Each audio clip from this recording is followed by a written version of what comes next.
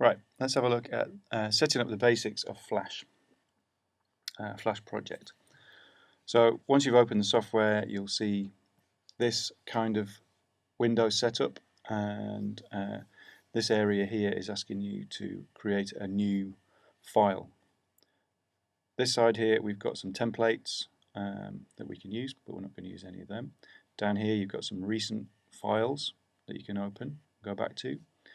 Here we can create a fresh new ActionScript 3, 2, air, etc. file down here, and over in this portion we can learn about the software, which will open up the help viewer. What we're going to start with is an ActionScript 2 project.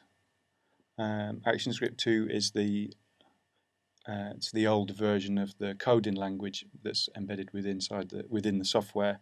ActionScript 3 is more complicated. We're sticking with ActionScript 2 for the time being. So just press on ActionScript 2 and then your software will open up, ready for you to start working on a project. Okay. Up over in this top right corner you have this Workspace Setup. It will probably be set to Essentials if you've not run the software before, so it'll look a little bit like this. I use the classic view because it looks like the older versions of Flash that I learned on. Same as with other Adobe software, you can reset the particular view that you've got if you've closed some of these palettes or lost them. Okay, you can also add palettes to particular parts of your screen area as well, and I've added a little extra one here which is my actions for ActionScript. Okay, there's your timeline here, ticking across in frames per second.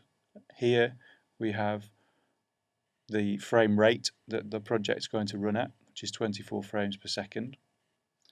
Over on this left hand side you've got your toolbar with all your tools, similar setup to Photoshop.